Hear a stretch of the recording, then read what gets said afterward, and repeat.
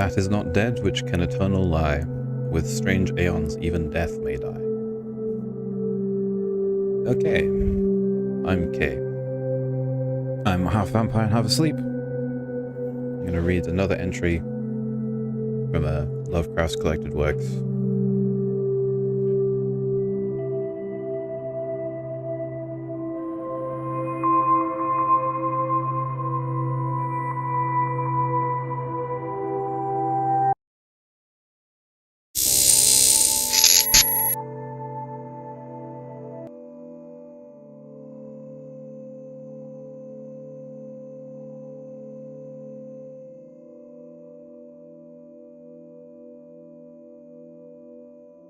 Today, reading Herbert West-Reanimator by H.P. Lovecraft.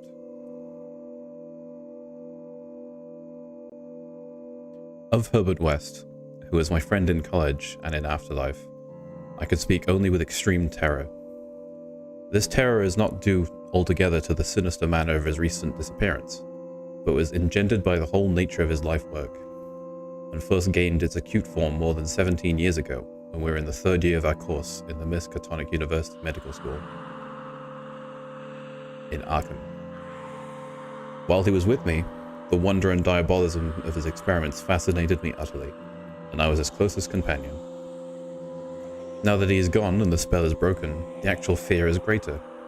Memories and possibilities are ever more hideous than realities. The first horrible incident of our acquaintance was the greatest shock I ever experienced. It's only with reluctance that I repeat it. As I've said, it happened when we were in the medical school, where West had already made himself notorious through his wild theories on the nature of death and the possibility of overcoming it artificially. His views, which were widely ridiculed by the faculty and his fellow students, hinged on the essentially mechanistic nature of life, and concerned means for operating the organic machinery of mankind by calculated chemical action after the failure of natural processes. In his experiments with various animating solutions, he had killed and treated immense numbers of rabbits, guinea pigs, cats, dogs, and monkeys, till he had become the prime nuisance of the college.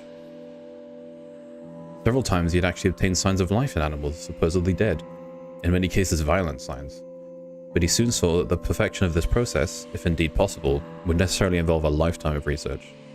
It likewise became clear that since the same solution never worked alike on different organic species, he would require human subjects for further and more specialized progress. It was here that he first came into conflict with the college authorities, and was debarred from future experiments by no less a dignitary than the Dean of Medical School himself, the learned and benevolent Dr. Alan Halsey, whose work in behalf of the stricken is recalled by every old resident of Arkham. I had always been exceptionally tolerant of West's pursuits, and we frequently discussed his theories, whose ramifications and corollaries were almost infinite, holding with Haeckel all that life is a chemical and physical process, and that the so-called soul is a myth.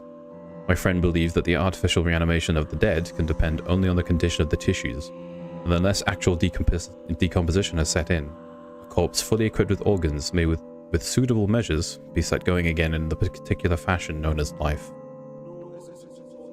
That the psychic or intellectual life might be impaired by the slight deterioration of sensitive brain cells, which even a short period of death would be apt to cause, West fully realized. It had at first been his hope to find a regent which would restore vitality before the actual advent of death, and only repeated failures on animals had shown him that the natural and artificial life motions were incompatible. He then saw extreme freshness in his specimens, injecting his solutions into the blood immediately after the extinction of life. It was this circumstance that made the professors so carelessly skeptical, for they felt that true death had not occurred in any case. They did not stop to view the matter closely and reasoningly. It was not long after the faculty had interdicted his work that West confided to me his resolution to get fresh human bodies in some manner, and continue in secret the experiments he would no longer perform openly. To hear him discussing ways and means was rather ghastly, for at the college we had never procured anatomical specimens ourselves. Whenever the morgue proved inadequate, 2 local Negroes attended to this matter, and they were seldom questioned. West was then a small, slender, spectacled youth with delicate features, yellow hair, pale blue eyes, and a soft voice. It was uncanny to hear him dwelling on the relative merits of Christchurch Cemetery and the Potter's Field. We finally decided on the Potter's Field because practically everybody in Christchurch was the embalmed, a thing of course ruinous to West researchers. Hi Kawa, thank you. Just reading a spooky story. It's kind of relaxing if you don't worry about it too much.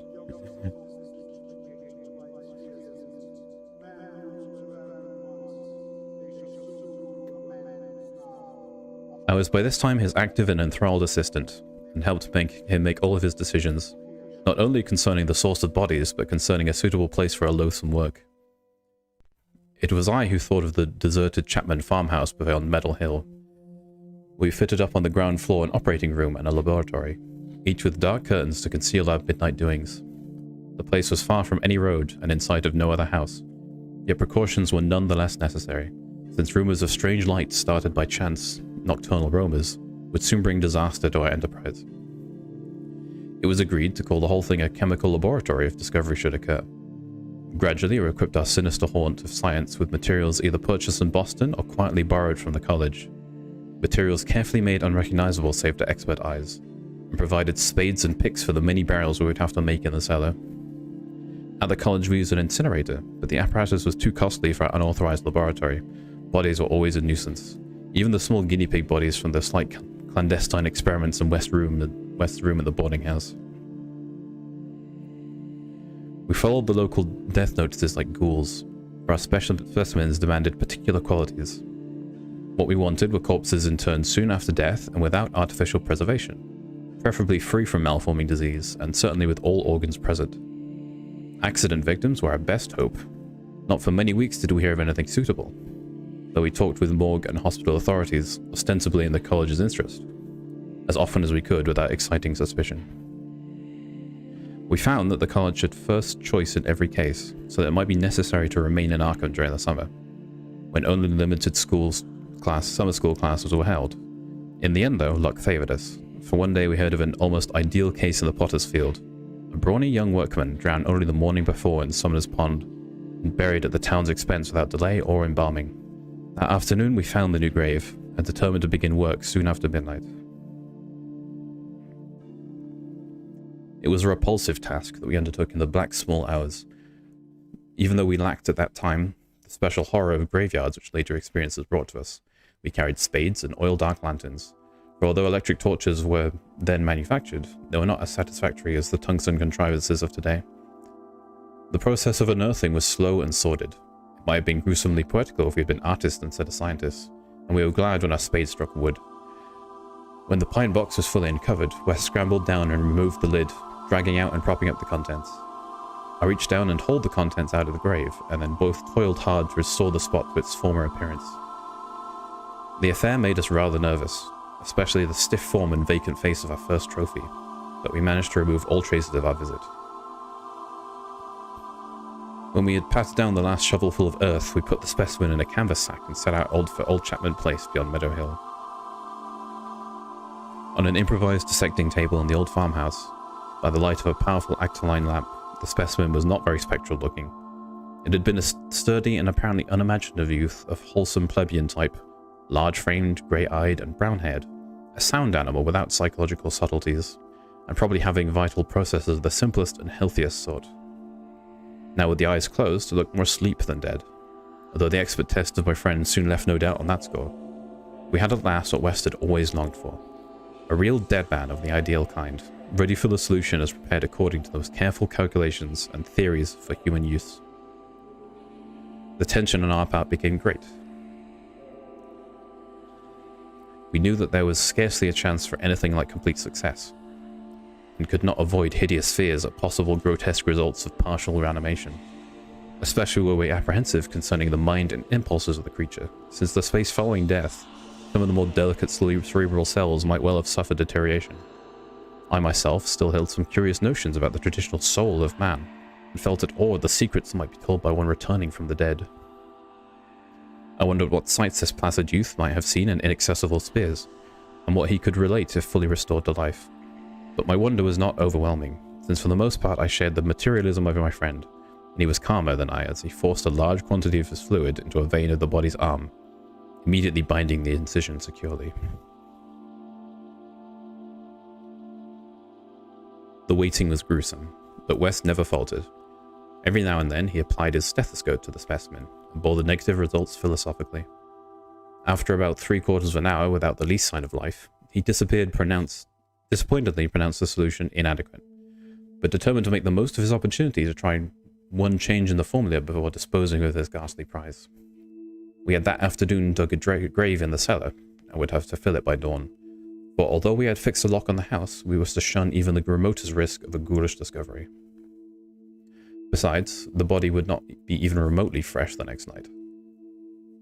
So taking the solitary actoline lamp into the adjacent laboratory, we left our silent guest on the slab in the dark, and bent every energy to the mixing of a new solution, the weighing and measuring supervised by West with an almost fanatical care.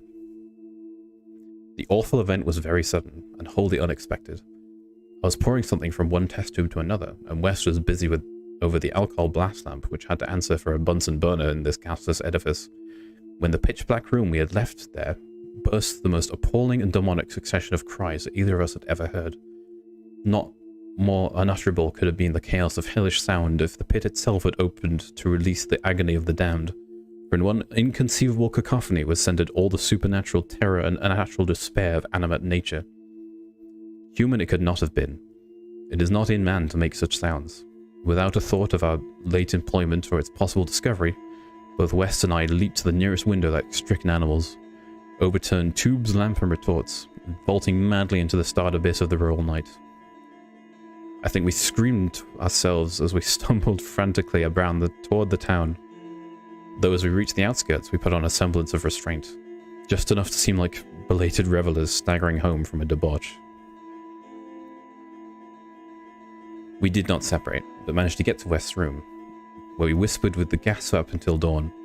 By then we had calmed ourselves a little with rational theories and plans for investigation, so that we could sleep through the day, classes being disregarded. But that evening, 2 items in the paper, wholly unrelated, made it again impossible for us to sleep. The old deserted Chapman house and inexplicably burned to an amorphous heap of ashes. That we could understand because of the upset lamp. Also, an attempt had been made to disturb a new grave in the potter's field, as if by futile and spadeless clawing at the earth. That we could not understand, for we had patted down the mold very carefully. For 17 years after that, Westcott would look frequently over his shoulder and complain of fancied footsteps behind him. Now he had disappeared.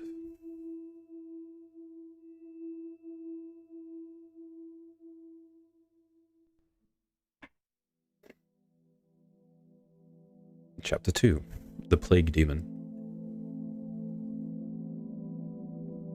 I shall never forget that hideous summer 16 years ago, when like a noxious affright from the halls of Eblis typhoid stalked leeringly through Arkham.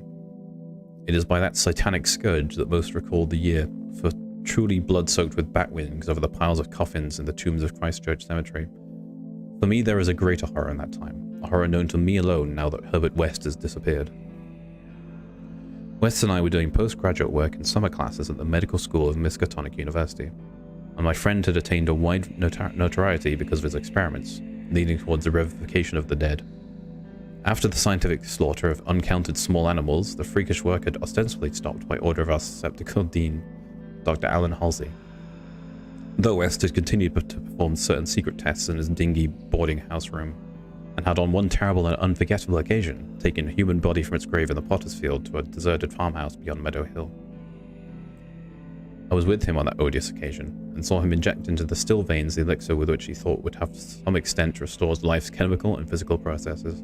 It had ended horribly, in a delirium of fear which we gradually came to attribute to our own overwrought nerves, and West had never afterward been able to shake off a maddening sensation of being haunted and hunted. The body had not been quite fresh enough. It is obvious that to restore normal mental attributes, a body must be very fresh indeed, and the burning of the old house had prevented us from burying the thing.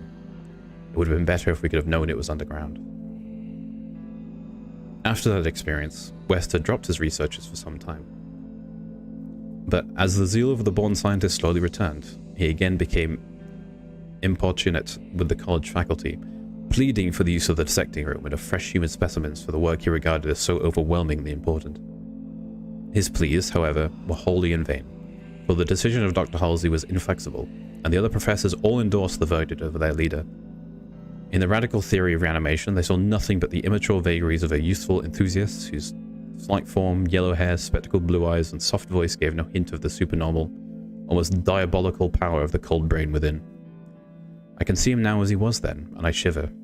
He grew sterner of face, but never elderly, and now Sefton Asylum had the mishap, and West has vanished.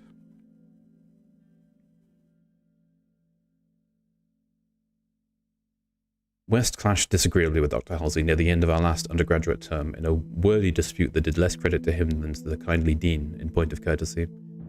He felt that it was neatly and irrationally retarded in a supremely great work, a work which he would of course conduct to suit himself in later years, but which he wished to begin while still possessed of the exceptional faculties of the university. That the tradition-bound elders should ignore his singular results on animals and persist in their denial of the possibility of reanimation was inexpressibly disgusting and almost incomprehensible to a youth of West's logical temperament. Only greater maturity could help him understand the chronic mental limitations of the professor-doctor type, the product of generations of pathetic puritanism, kindly, conscientious, and sometimes genteel and amiable, yet always narrow, intolerant, custom-ridden, and lacking in perspective. Age has more charity for these incomplete yet high-souled characters, whose worst real voice is timidity, and who are ultimately punished by general ridicule for intellectual sins. Sins like Ptolemaicism, Calvinism, anti-Taoism, anti-Nietzscheism, and every sort of Sabbatarianism, and sumptuary legislation. West, young despite his marvelous scientific acquirements, had scant patience with good Dr. Halsey and his erudite colleagues, and nursed an increasing resentment, coupled with a desire to prove his theories to these obtuse worthies in some striking and dramatic fashion. Like most youths, he indulged in elaborate daydreams of revenge, triumph, and final magnanimous forgiveness. And then had come the scourge, grinning and lethal, from the nightmare taverns of Tartarus. West and I had graduated from the time of its beginning, and had remained for additional work at the summer school, so that we were in Arkham when it broke with full demonic fury upon the town. Though not as yet licensed physicians, we had now our degrees, and were pressed frantically into public service as the numbers of the stricken grew. The situation was almost past management, and deaths ensued too frequently for the local undertakers fully to handle. Burials without embalming were made in rapid succession, and even the Christchurch cemetery receiving tomb was crammed with coffins of the unembalmed dead. This circumstance was not without effect on West. We thought often of the irony of the situation. So many fresh specimens, yet none of his persecuted researchers. We were frightfully overworked, and the terrific mental and nervous strain made my friend brood morbidly.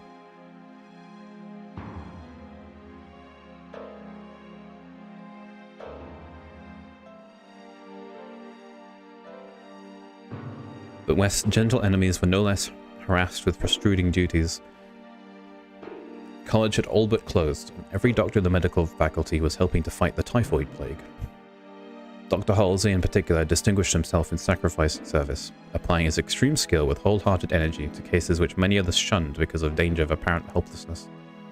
Before a month was over, the fearless dean had become a popular hero, though he seemed unconscious of his fame as he struggled to keep from collapsing with physical fatigue and nervous exhaustion. West could not withhold admiration of the fortitude of his foe, but because of this was even more determined to prove to him the truth of his amazing doctrines. Taking advantage of the disorganization of both college work and municipal health regulations, he managed to get a recently deceased body smuggled into the university dissecting room one night, and in my presence injected a new modification of his solution. The thing actually opened its eyes.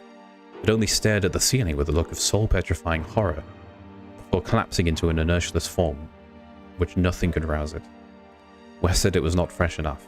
The hot summer air does not favor corpses. That time we were almost caught before we incinerated the thing, and West doubted the advisability of repeating his daring misuse of the college laboratory. The peak of the epidemic was reached in August. West and I were almost dead, and Dr. Halsey did die on the 14th. The students all attended the hasty funeral on the 15th, and brought an impressive wreath, though the latter was quite overshadowed by the tributes sent by wealthy Arkham citizens and by the municipality itself. It was almost a public affair. The Dean had surely been a public benefactor.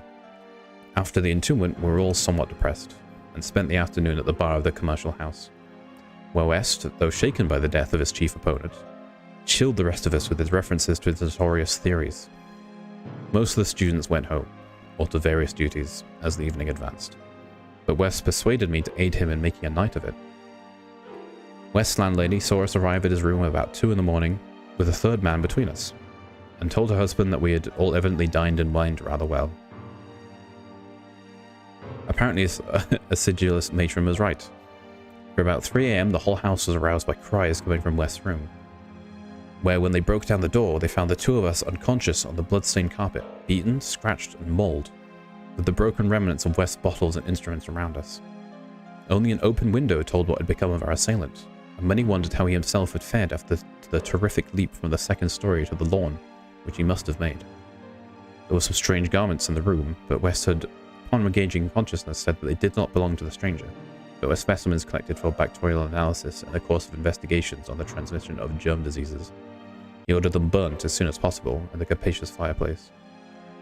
To the police, we both declared ignorance of our late companion's identity.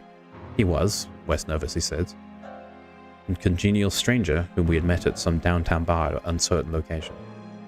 We had all been rather jovial, and West said I did not wish to have a pugnacious companion hunted down.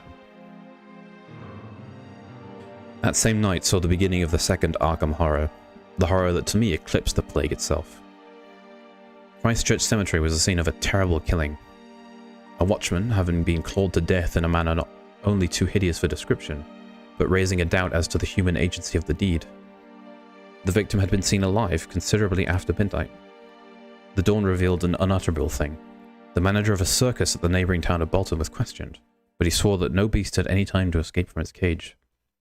Those who found the body noted a trail of blood leading to the receiving tomb, where a small pool of red lay on the concrete just outside the gate. A fainter trail led away towards the woods, but it soon gave out. The next night, devils danced on the roofs of Arkham, and unnatural madness howled in the wind. Through the fevered town had crept a curse, which some said was greater than the plague, and which some whispered was the embodied demon soul of the plague itself. 8 houses were entered by a nameless thing, which strewed red death in its wake. In all, 17 maimed and shapeless remains of bodies were left behind by the voiceless, sadistic monster that crept abroad. A few persons had half seen it in the dark, and said it was a white and like a malformed ape or anthropomorphic fiend. It had not quite left behind all that it had attacked. Sometimes it had been hungry. The number it had killed was 14. 3 of the bodies had been in stricken homes and had not been alive. On the third night, frantic bands of searchers, led by the police, captured it in a house on Crane Street near the Miskatonic campus. They had organized the quest with care, keeping in touch by means of volunteer telephone stations, and when someone in the college district had reported hearing a scratching at a shuttered window, the net was quickly spread. On account of the general alarm and precautions, there were only 2 more victims, and the capture was effected without major casualties. The thing was finally stopped by a bullet, though not a fatal one, and was rushed to the local hospital amidst universal excitement and loathing. For it had been a man, this much was clear despite the nauseous eyes, the voiceless simianism, and the demonic savagery.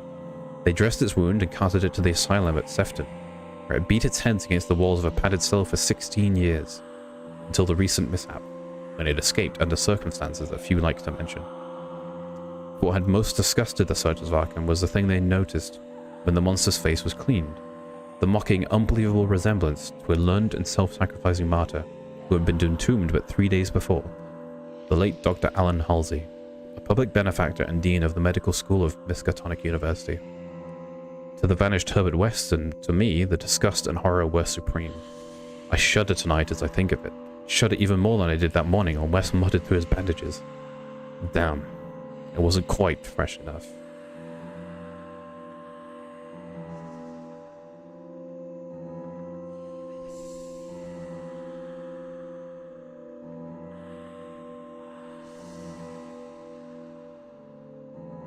"6 shots by midnight. It is uncommon to fire all 6 shots of a revolver with great suddenness when one would probably be sufficient, but many things in the life of Herbert West were uncommon. It is, for instance, not often that a young physician leaving college is applied to conceal the principles which guide his selection of a home and office. Yet that was the case with Herbert West. When he and I obtained our degrees at the medical school of Miskatonic University and sought to relieve our property by setting up a general practitioners, we took great care not to say that we chose a house because it was fairly well isolated and as near as possible to the potter's field. Reticence such as this is seldom without a cause, nor indeed was ours. Our requirements were those resulting from a life work distinctly unpopular. Outwardly, we were doctors only, but beneath the surface were aims of far greater and more terrible moment. For the essence of Herbert West's existence was a quest amid black and forbidden realms of the unknown, in which he hoped to uncover the secret of life and restore to perpetual animation the graveyard's cold clay. Such a quest demands strange materials, among them fresh human bodies. And in order to keep supplied with these indispensable things, one must live quietly and not far from a place of informal internment. West and I had met in college, and I had been the only one to sympathize with this hideous experiment. Gradually, I had come to be his inseparable assistant, and now that we were out of college, we had to keep together. It was not easy to find good opening for 2 doctors in company, but finally the influence of the university secured us a practice in Bolton, a factory town near Arkham, the seat of the college. The Bolton Worsted Mills are the largest in the Miskatonic Valley, and the polyglot employees are never popular as patients with the local physicians. We chose a house with greatest care, pleasing at last on a rather run-down cottage near the end of Pond Street. 5 numbers from the closest neighbour, and separated from the locust potter's field by only a stretch of meadowland, bisected by a narrow neck of the rather dense forest which lies to the north. The distance was greater than we wished, but we could get no nearer house without going on the other side of the field, wholly out of the factory district. We were not much displeased, however, since there was no people between us and our sinister source of supplies. The walk was a trifle long, but we could haul our silent specimens undisturbed. Our practice was surprisingly large from the very first, large enough to please most young doctors, and large enough to prove a bore and a burden to students whose real interest lay elsewhere.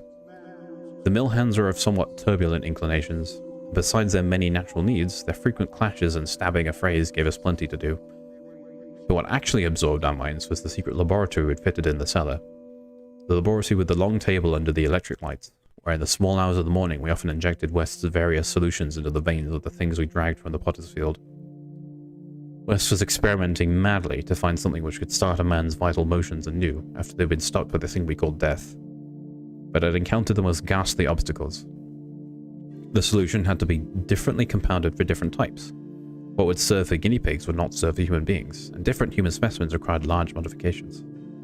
The bodies had to be exceedingly fresh, or the slight decomposition of brain tissue would render the perfect animation impossible. Indeed, the greatest problem was to get them fresh enough.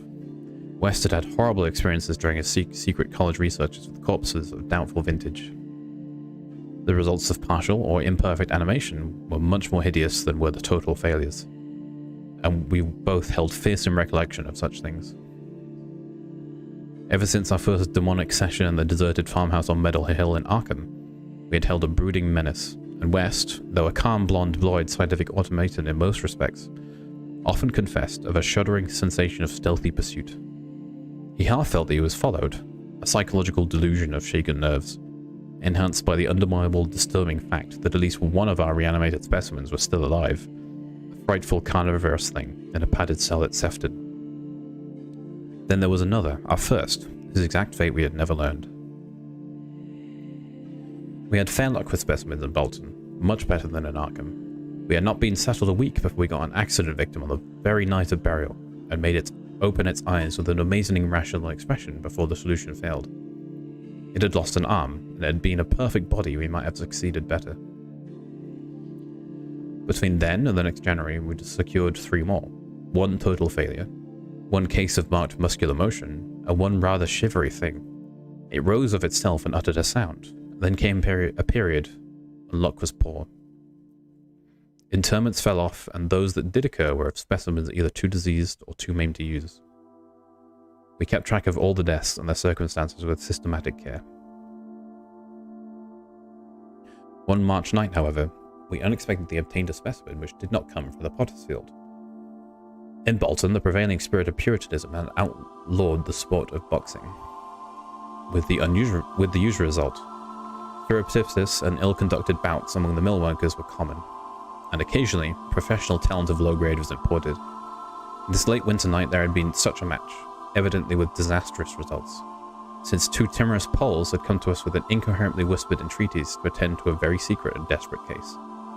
We followed them to an abandoned barn, where the remnants of a crowd of frightened foreigners were watching a silent black form on the floor. The match had been between Kid O'Brien, a lubberly and now quaking youth with the most un-Hebridean hooked nose, and Buck Robinson, the Harlem Smoke. The Negro had been knocked out, and the moment's examination shewed us that he would permanently remain so. He was a loathsome gorilla-like thing, with abnormally long arms, which I could not help calling forelegs, and a face that conjured up thoughts of unspeakable Congo secrets and tom-tom poundings under an eerie moon. The body must have looked even worse than life, and the world holds many ugly things. Fear was upon the whole pitiful crowd, for they did not know what the law would exact on them if the affair was not hushed up, and they were grateful when West, in spite of my involuntary shudders, offered to get rid of the thing quietly, for a purpose I knew too well. There was bright moonlight over the snowless landscape, but we dressed the thing and carried it home between us to the deserted streets and meadows, as we had carried a similar thing one horrible night in Arkham. We approached the house from the field in the rear, took the specimen in the back door and down the cellar stairs, and prepared it for the usual experiment. Our fear of the police was absurdly great, and we had timed our trip to avoid the solitary patrolman of that section.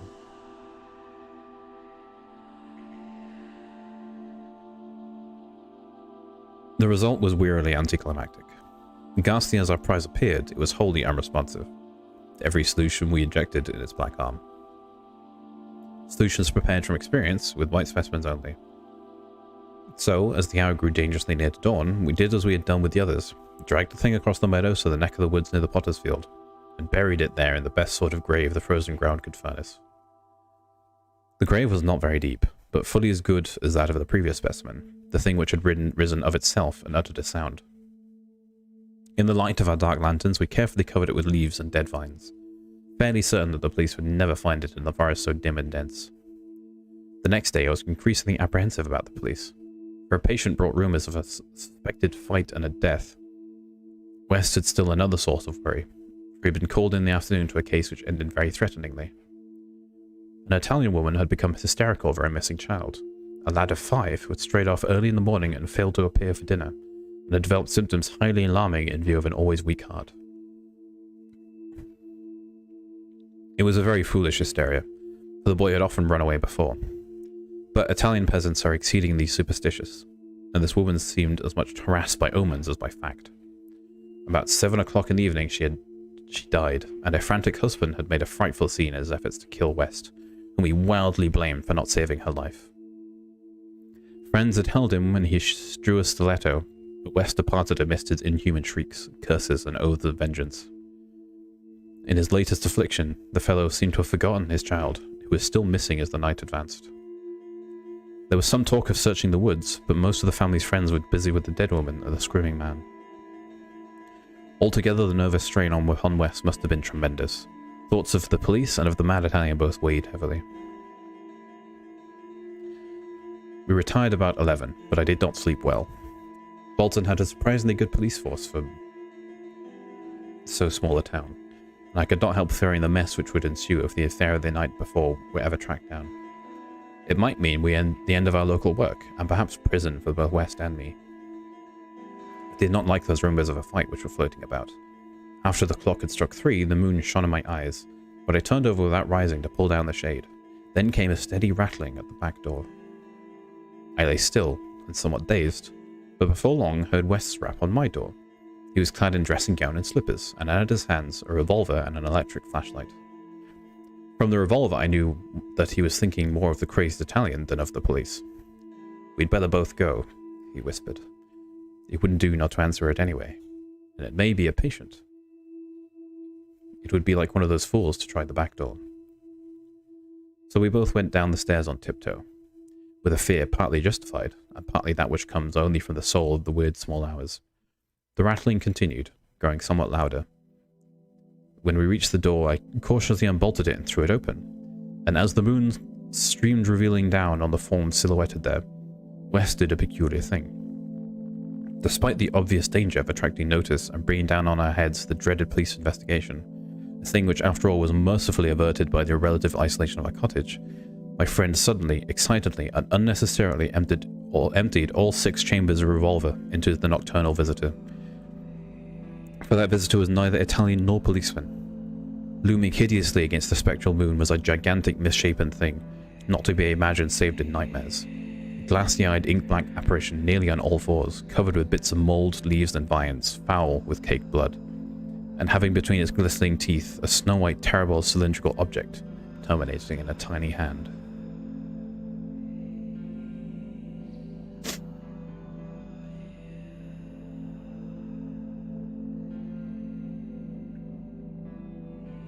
Chapter 4. The Scream of the Dead. The scream of a dead man gave to me that acute and added horror of Dr. Herbert West, which harassed the latter years of our companionship. It is natural that such a thing as a dead man's scream should give horror, for it is obviously not a pleasing or ordinary occurrence. But I was used to similar experiences, and suffered on this occasion only because of a particular circumstance, and as I have implied, it was not the dead man himself. Not of the dead man himself that I became afraid.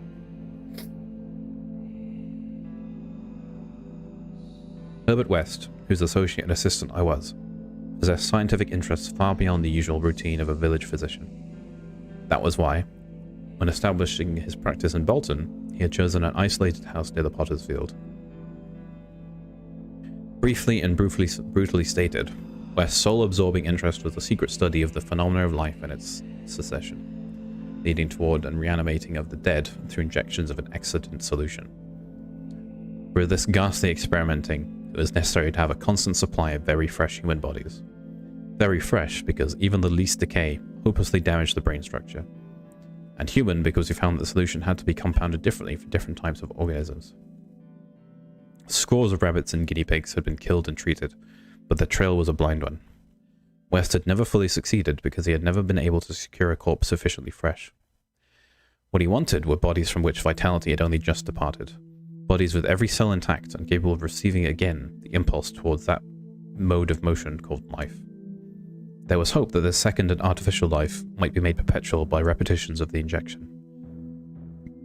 But we had learned that an ordinary natural life would not respond to the action. To establish the artificial motion, natural life must be extinct. The specimens must be very fresh, but genuinely dead.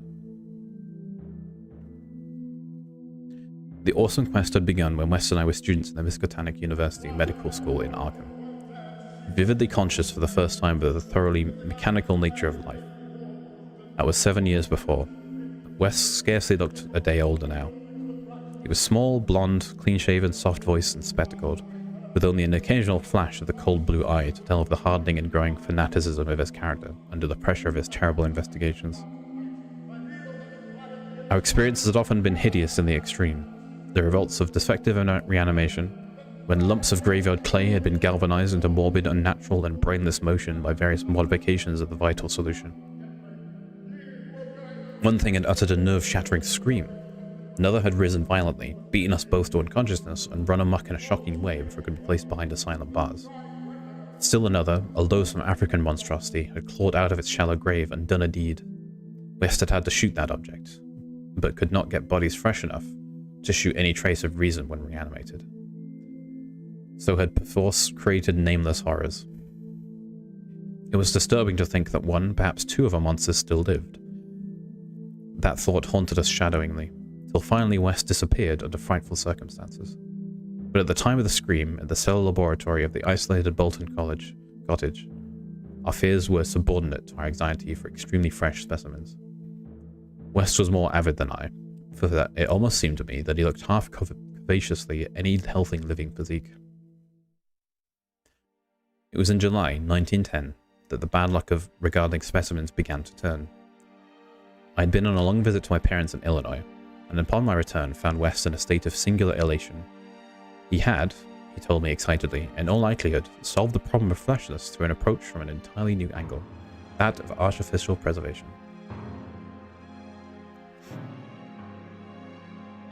Hello, Catface.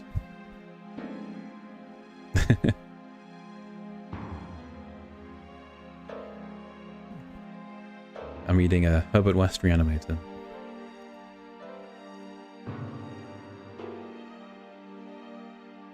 I had known that he was working on a new and highly unusual embalming compound, and was not surprised that it turned out well. Excuse me.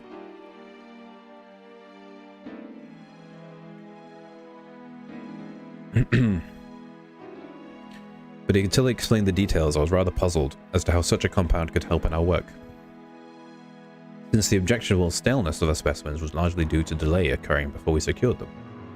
This, I now saw, West had clearly recognized, creating his embalming compound for future rather than immediate use, and trusting to fate to supply again some very recent and unburied corpse, as it had years before when he obtained the Negro killed in the Bolton prize fight.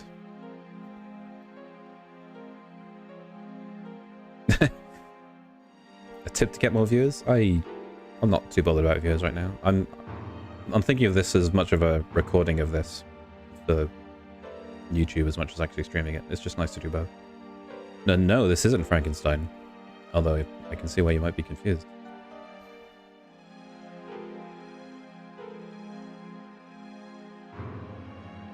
But feel free to chat about it. At last, fate had been kind, so that on this occasion there lay in the secret cell laboratory a corpse whose decay could not by any possibility have begun. What would happen on reanimation, and whether we could hope for a revival of mind and reason, West did not venture to predict. The experiment would be a landmark in our studies, and he had saved the new body for my return, so that both might share the spectacle in accustomed fashion. West told me how he had obtained the specimen. He had been a vigorous man, a well-dressed stranger just off the train and on his way to transact some business with the Bolton worsted mills. The walk through the town had been long, and by the time the traveller paused at our cottage to ask the way to the factories, his heart had become greatly overtaxed. He had refused the stimulant and had suddenly dropped dead only a moment later. The body, as might be to be expected, seemed to West a heaven-sent gift. In his brief conversation, the stranger had made it clear that he was unknown in Bolton, and a search of his pockets subsequently revealed him to be one Robert Levitz of St. Louis, apparently without a family to make instant inquiries about his disappearance. If this man could not be restored to life, no one would know of our experiment.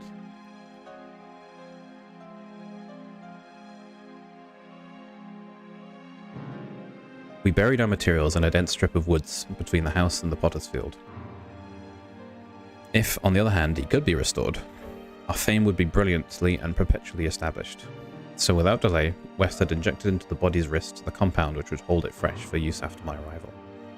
The matter of the presumably weak heart, which to my mind imperiled the success of our experiment, did not appear to trouble West extensively. He hoped, at last, to obtain what he had never obtained before, a rekindled spark of reason and perhaps a normal, living creature.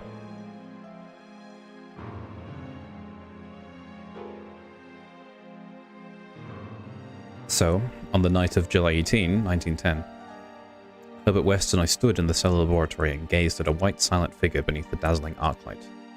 The embalming compound had worked uncannily well, for as I stared fascinatingly at the sturdy frame which had lain 2 weeks without stiffening, I was moved to seek West's assurance that the thing was really dead.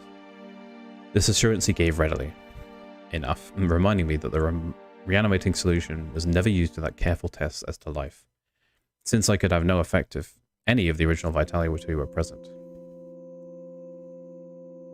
As West proceeded to take preliminary steps, I was impressed by the vast intricacy of the new experiment, an intricacy so vast that he could trust no hand less delicate than his own. Forbidding me to touch the body, he first injected a drug in the wrist, just beside the place his needle had punctured when injecting the embalming compound. This, he said, was to neutralize the compound and release the system to a normal relaxation, so the reanimating solution might freely work when injected. Slightly later, when a change and a gentle tremor seemed to affect the dead limbs, West stuffed a pillow-like object violently over the twitching face, not withdrawing it until the corpse appeared quiet and ready for our attempt at reanimation. The pale enthusiast now employed some last perfunctory tests for absolute lifelessness, withdrew satisfied, and finally injected into the left arm an accurately measured amount of the vital elixir, prepared during the afternoon with greater care than we had used since college days, when our feet were new and groping.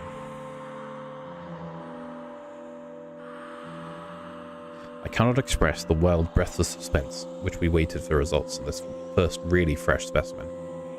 The first we could reasonably expect to open its lips to rational speech, perhaps to tell of what it had seen beyond the unfathomable abyss. West was a materialist, believing in no soul and attributing all the working of consciousness to a bodily phenomenon. Consequently, he looked for no revelation of hideous secrets from gulfs and caverns beyond death's barrier. I did not wholly disagree with him theoretically, yet held vague instinctive remains of the primitive faith of my forefathers, so that I could not help eyeing the corpse with a certain amount of awe and terrible expectation. Besides, I could not extract from my memory that hideous inhuman shriek we'd heard on the night we first tried our experiment in the deserted farmhouse at Arkham.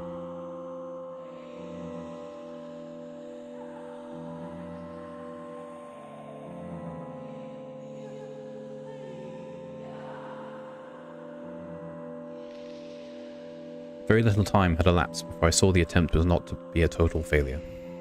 A touch of colour came to cheeks hitherto chalk white, and spread out under the curiously ample stubble of sandy beard. West, who had his hand on the pulse of the left wrist, suddenly nodded significantly, and almost simultaneously a mist appeared on the mirror inclined above the body's mouth. There followed a few spasmodic muscular motions, and an audible breathing and visible motion of the chest. I looked at the closed eyelids. I thought I detected a quivering. Then the lids opened, showing eyes which were grey, calm, and alive, but still unintelligent and not even curious. In a moment of fantastic whim, I whispered questions to the reddening ears, questions of other worlds of which the memory might still be present. Subsequent terror drove them from my mind, but I think the last one, which I repeated, was, "Where have you been?" I do not yet know whether I was answered or not, for no sound came from the well-shaped mouth, but I do know that at that moment I firmly thought the thin lips moved silently, forming syllables all vocalized as, "Only now."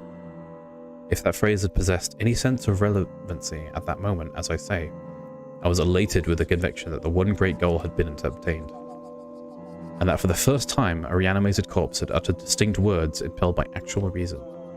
In the next moment there was no doubt about the triumph, no doubt that the solution had truly accomplished, at least temporarily, its full mission of restoring rational and articulate life to the dead. But in that triumph there came to me the greatest of all horrors, not horror of the thing that spoke, but of the deed that I had witnessed, and of the man with whom my professional fortunes were joined.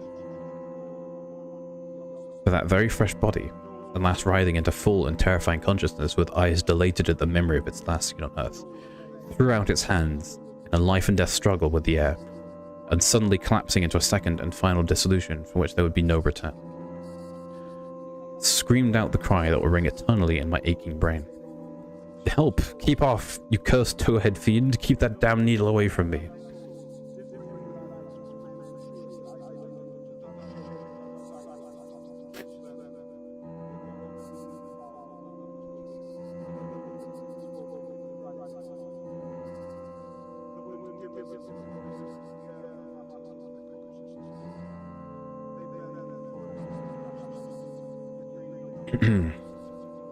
Part 5. Horror from the Shadows. Many men have related hideous things, not mentioned in print, which happened on the battlefields of the Great War. Some of these things have made me faint, others have convulsed me with devastating nausea, while still others have made me tremble and look behind me in the dark. Yet despite the worst of them, I believe I can myself relate the most hideous thing of all. The shocking, the unnatural, the unbelievable horror from the shadows. In 1915, I was a physician with rank of first lieutenant in a Canadian regiment in Flanders, one of many Americans to precede the government itself into the gigantic struggle. I had not entered the army on my own initiative, but rather as a natural result of the enlistment of the man whose indispensable assistant I was, the celebrated Boston surgical specialist, Dr. Herbert West. Dr. West had been avid for a chance to serve as a surgeon in the Great War, and when the chance had come, he carried me with him almost against my will. There were reasons why I would have been glad to let the war separate us, reasons why I found the practice of medicine and the companionship of West more and more irritating. But when he had gone to Ottawa and through a college's influence secured a medical commission as major, I could not resist the imperious persuasion of one determined that I should accompany him in my usual capacity. When I say that Dr. West was avid to serve in battle, I do not mean to imply that he was either naturally warlike or anxious for the safety of civilization, or is an ice-cold intellectual machine, slight blonde, blue-eyed and spectacled. I think he secretly sneered at my occasional martial enthusiasms and censures of supine neutrality. There was, however, something he wanted in embattled Flanders, and in order to secure it, he had to assume a military exterior. What he wanted was not a thing which many persons want, but something connected with the peculiar branch of medical science, which he had chosen quite clandestinely to follow, in which he had achieved amazingly and occasionally hideous results. It was, in fact, nothing more or less than an abundant supply of freshly killed men in every stage of dismemberment. Herbert West needed fresh bodies, because his life work was the reanimation of the dead. This work was not known to the fashionable clientele who had been so swiftly built up his fame after his arrival in Boston, but was only too well known to me, who had been his closest friend and sole assistant since the old days at Miskatonic University Medical School at Arkham. It was in those college days that we had begun his terrible experiments, first on small animals and then on human bodies, shockingly obtained. There was a solution which he injected into the veins of dead things, and if they were fresh enough, they responded in strange ways. He had had much trouble in discovering the proper formula, for each organism was found to need a stimulus especially adapted to it. Terror stalked him when he reflected on its partial failures. Nameless things resulting from imperfect terror stalked him when he reflected on its partial failures. Solutions all from bodies insufficiently fresh. A certain number of these failures had remained alive. One was in an asylum while others had vanished. And as he thought of conceivable yet virtually impossible eventualities, he often shivered beneath his usual stolidity.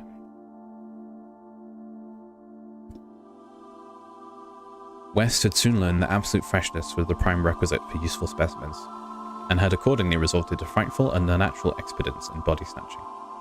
In college, and during our early practice together in the factory town of Bolton, my attitude toward him had been largely one of fascinated admiration. But as his boldness and methods grew, I began to develop a gnawing fear. I did not like the way he looked at healthy living bodies. And then there came a nightmarish session at the cellar laboratory where I learned that a certain specimen had been a living body when he'd secured it. That was the first time he had ever been able to revive the quality of a rational thought in a corpse, and his success, obtained at such a loathsome cost, had completely hardened him. Of his methods in the intervening 5 years, I dare not speak. I was held to him by sheer force of fear, and witnessing sights that no human tongue could repeat. Gradually, I came to find Herbert West himself more horrible than anything he did. That was when it dawned on me that his once normal scientific zeal for propelling life had subtly degraded into a mere morbid and ghoulish curiosity and secret sense of charnel picturesqueness. His interest became a hellish and perverse addiction to the repellent and fiendishly abnormal. He gloated calmly over artificial monstrosities which would make most healthy men drop dead from fright and disgust. He became, behind his pallid intellectuality, a fastidious Baudelaire of physical experiment, a languid Elagabalus of the tombs. Dangers he met unflinchingly, crimes he committed unmoved. I think the climax came when he had proven his point that rational life can be restored, and had sought new worlds to conquer by their experimenting on the reanimation of detached parts of bodies. He had wild and original ideas on the independent vital properties of organic cells and nerve tissue separated from natural physiological systems, and achieved some hideous preliminary results in the form of never-dying, artificially nourished tissue obtained from the nearly hatched eggs of an indescribable tropical reptile. 2 biological points he was exceedingly anxious to settle. First, whether any amount of consciousness and rational action be possible without the brain, proceeding from the spinal cord and various nervous centers. And the second, whether any kind of ethereal, intangible relation distinct from the material cells may exist to link the surgically separated parts of what had previously been a single living organism. All this research work required a prestigious supply of freshly slaughtered human flesh, and that was why Herbert West had entered the Great War. The phantasmal, unmentionable thing occurred one midnight late in March 1915. In a field hospital behind the lines of St. Eloi. I wonder even now if it could have been, other than a demonic dream of delirium. West had a private laboratory in an east room of the barn-like temporary edifice. Assigned him on his plea that he was devising new and radical methods of the treatments of hitherto cases of maiming. There he worked like a butcher in the midst of gory wares. I could never get used to the levity with which he handled and classified certain things. At times he actually did perform marvels of surgery for the soldiers. But his chief delights were of a less public and philanthropic kind, requiring many explanations of sounds which seemed peculiar even amidst that babel of the damned. Among these sounds were frequent revolver shots, surely not uncommon on a battlefield, but distinctly uncommon in a hospital. Dr. West-Reanimated specimens were not meant for long existence or a large audience. Besides human tissue, West employed much of the reptile embryo tissue which he had cultivated with such singular results. It was much better than human material for maintaining life in organless fragments, and that was now my friend's chief activity. In a dark corner of the laboratory, over a queer incubating burner, he kept a large covered vat full of this reptilian cell matter, which multiplied and grew puffily and hideously. On the night of which I speak, we had a splendid new specimen, a man at once physically powerful and of such high mentality that a central nervous system was assured. It was rather ironic there was the officer who had helped West to his commission, and was now to have been our associate. Moreover, he had in the past secretly studied the theory of reanimation to some extent under West. Major Sir Eric Morland Clapton Lee, DSO, was the greatest surgeon in our division, and had been hastily assigned to the St. Aloy sector when news of the heavy fighting reached headquarters. He had come in an airplane piloted by the intrepid Lieutenant Ronald Hill, only to be shot down when directly over his destination. The fall had been spectacular and awful. Hill was unrecognizable afterward, but the wreck yielded up the great surgeon in a nearly decapitated but otherwise intact condition.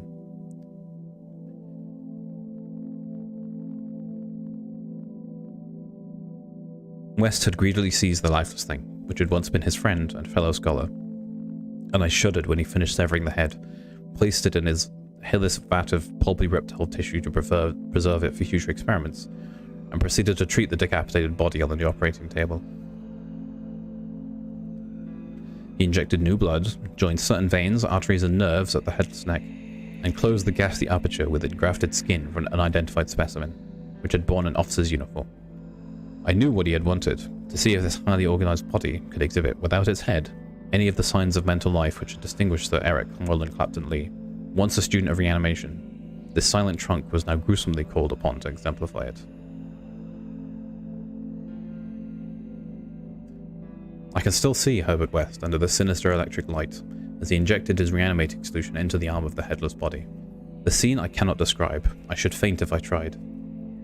There is madness in a room full of classified charnel things, with blood and lesser human debris almost ankle deep on the slimy floor, with hideous reptilian abnormalities sprouting, bubbling, and baking over a winkish blue-green spectre of dim flame in the far corner of black shadows. The specimen, as West repeatedly observed, had a splendid nervous system. Much was expected of it, and as a few twitching motions began to appear, I could see with feverish interest on West's face. He was ready, I think, to see the proof of his increasingly strong opinion that consciousness, reason, and personality could exist independently of the brain. That man has no central connective spirit, but is merely a machine of nervous matter, each section more or less complete in itself. In one triumphant demonstration, West was about to relegate the mystery of life to the category of myth. The body now twitched more vigorously, and beneath our avid eyes commenced to heave in a frightful way. The arms stirred disquietingly, legs drew up, and various muscles contracted in a repulsive kind of writhing. Then, the headless thing threw out its arms in a gesture which was unmistakably one of desperation. An intelligent desperation apparently sufficient to prove every theory of Herbert West. Certainly the nerves were recalling the man's last act in life, the struggle to get free of the falling airplane. What happened, what followed, I shall never positively know. It may have been wholly a hallucination from the shock caused at that instant by the sudden and complete destruction of the building in a cataclysm of German shellfire. Who can gainsay it, since West and I were the only proved survivors? West liked to think that before his recent disappearance, there were times when he could not, for it was queer that we both had the same hallucination. The hideous occurrence itself was very simple, notably only for what it implied. The body on the table had risen with a blind and terrible groping. We had heard a sound. I should not call that sound a voice, for it was too awful. and its timbre was not the most awful thing about it, neither was its message. It had merely screamed, "Jump, Ronald, for God's sake, jump!" The awful thing was its source, for it had come from the large covered vat in that ghoulish corner of crawling black shadows.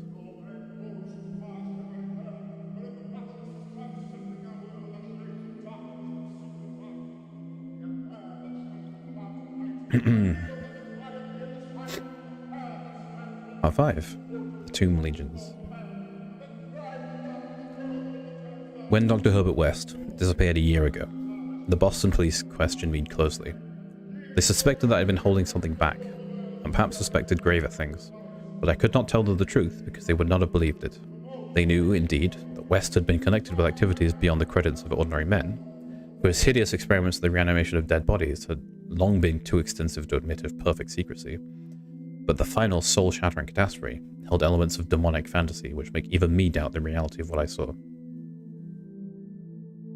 I was West's closest friend and only confidential assistant. We had met years before in medical school, and from the first I'd shared his terrible researches. He had slowly tried to perfect a solution which, injected into the remains of the newly deceased, would restore life, a labour demanding an abundance of fresh corpses, and therefore involving the most unnatural actions. Still more shocking were the products of some of the experiments.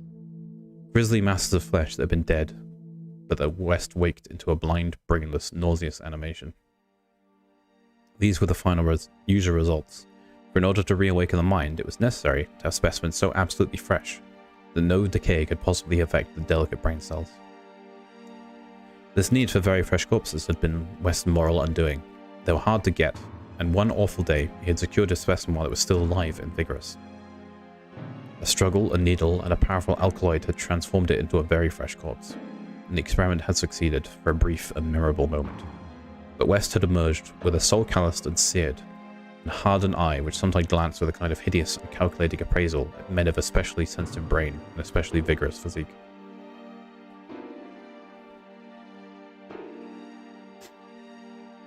Towards the last I became acutely afraid of West, for he began to look at me that way. People did not seem to notice his glances, but they noticed my fear, and after his disappearance used that as a basis for some absurd suspicions. West, in reality, was more afraid than I, for his abominable pursuits entailed a life of furtiveness and dread of every shadow.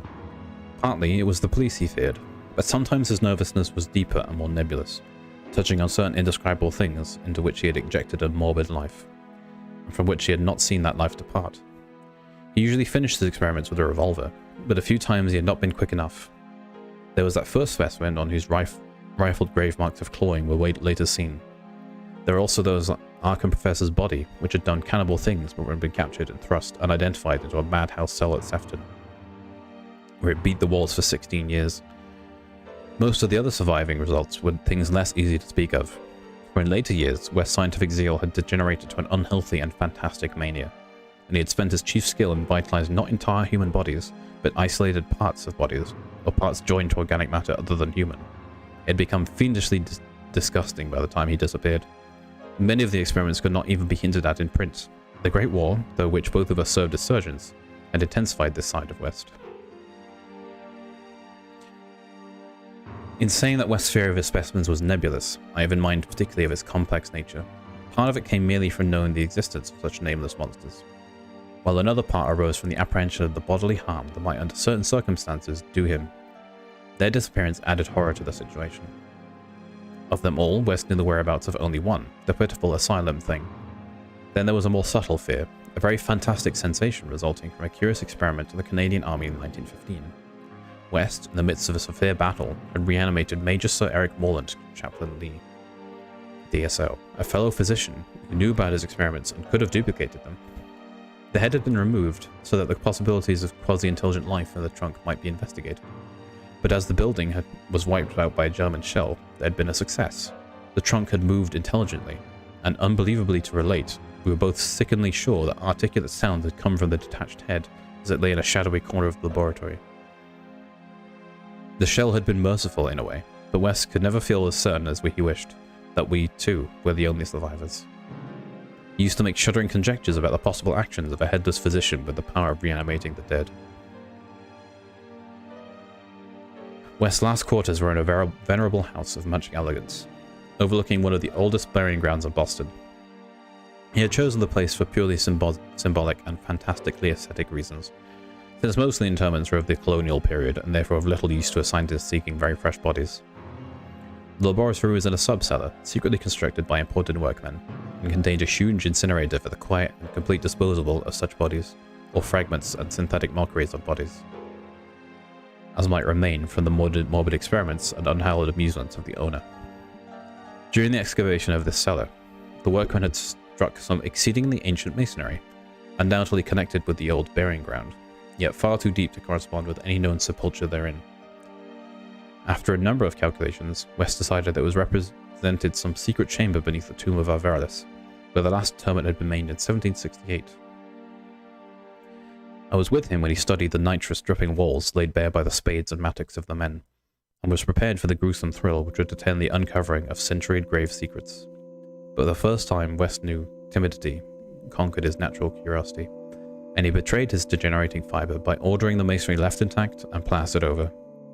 Thus it remained till that final hellish night, parts of the walls of the secret laboratory. I speak of West's decadence, but I must add that it was purely mental and intangible thing. Outwardly he was the same to the last, calm, cold, slight, and yellow-haired, with spectacled blue eyes and a general aspect of youth, which years and fears seemed never to change. He seemed calm even when he thought of that clawed grave and looked over his shoulder, even when he thought of the carnivorous thing that gnawed and pawed at Sefton bars. The end of Herbert West began one evening, in our joint study when he was dividing his curious glance between the newspaper and me. A strange headline item had struck him from the crumpled pages, and a nameless titan claw had seemed to reach down through 16 years. Something fearsome and incredible had happened at Sefton Asylum, 50 miles away, stunning the neighborhood and baffling the police. In the small hours of the morning, a body of silent men had entered the grounds, and their leader had aroused the attendants. He was a menacing military figure, who talked without moving his lips, and his voice seemed almost ventriloquially connected to an immense black case he carried. His expressionless face was handsome to the point of radiant beauty, but it shocked the superintendent when the whole light fell upon it, for it was a wax face, with eyes of painted glass. Some nameless accident had befallen this man. A larger man guided his steps, a repellent hulk whose bluish face seemed half eaten away by some unknown malady. The speaker had asked for the custody of the cannibal monster committed from Arkham 16 years before, and upon being refused, gave the signal which precipitated a shocking riot. The fiends had beaten, trampled, and bitten every attendant who did not flee, killing 4 and finally succeeding in the liberation of the monster. Those victims who could recall the event without hysteria swore that the creatures had acted less like men and like unthinkable automata guided by the wax-faced monster. By the time help could be summoned, every trace of the men and of their mad charge had vanished. From the hour of reading this item until midnight, West sat almost paralyzed. At midnight the doorbell rang, startling him fearfully. All the servants were asleep in the attic, and so I answered the bell. As I've told the police, there was no wagon in the street, but only a group of strange-looking figures bearing a large square box, which they deposited in the hallway, after one of them had grunted in a highly unnatural voice. "Express, prepaid." They filed out of the house with a jerky tread. As I watched them go, I had an odd idea that they were turning towards the ancient cemetery, on which the back of the house abutted. When I slammed the door after them, West came downstairs and looked at the box. It was about 2 feet square, and bore West's correct name and present address. It also bore the inscription: "From Eric Morland, Clapton Lee, St. Eloi, Flanders. 6 years before, in Flanders, a shelled hospital had fallen upon the headless reanimated trunk of Sir Chapton Lee, and upon the detached head, which perhaps had uttered articulate sounds.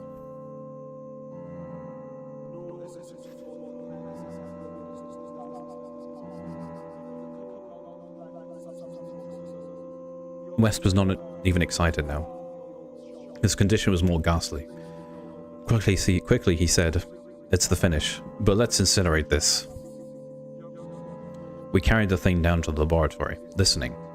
I do not remember many particulars. You can imagine my state of mind, but it is a vicious lie to say it was Herbert West's body which I put in the incinerator.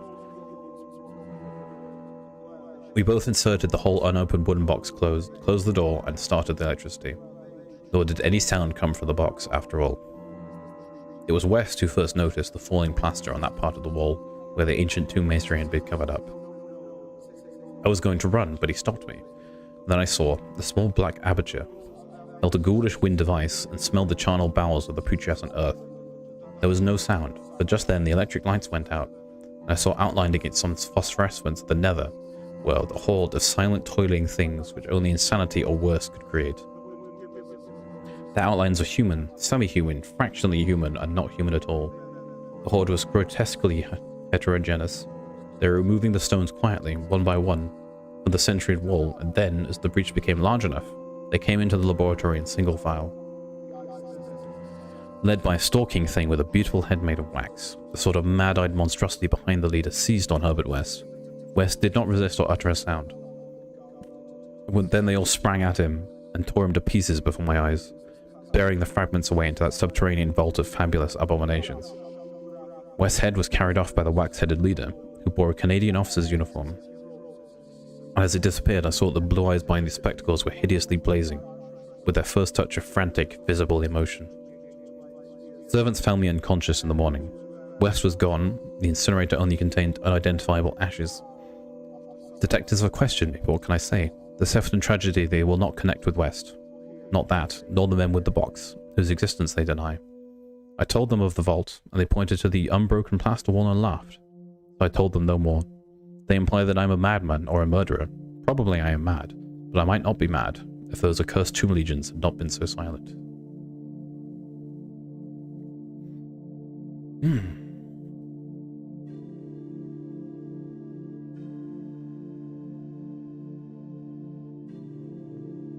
That was Herbert West-Reanimator.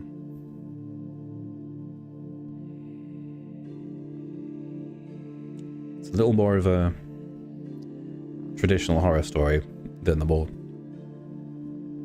cosmic horror stuff that Lovecraft likes to write later on. And it's very wordy. I think I struggled with some of that a little bit. And I'm starting to lose my voice. But I like this one a lot. It's got a kind of surreality to it. And very Frankenstein-esque, yes.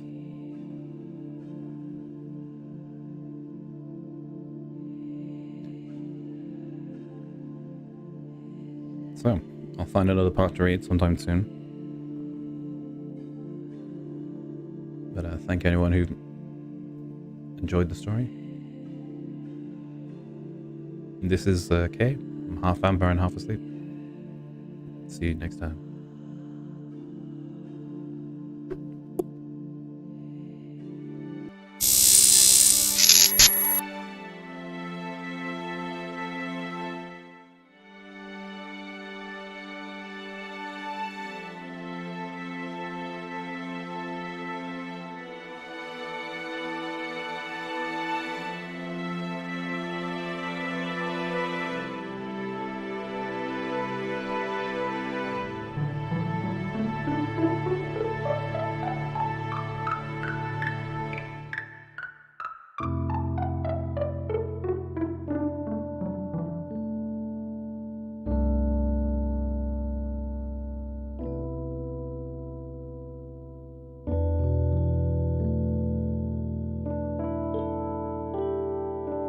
you.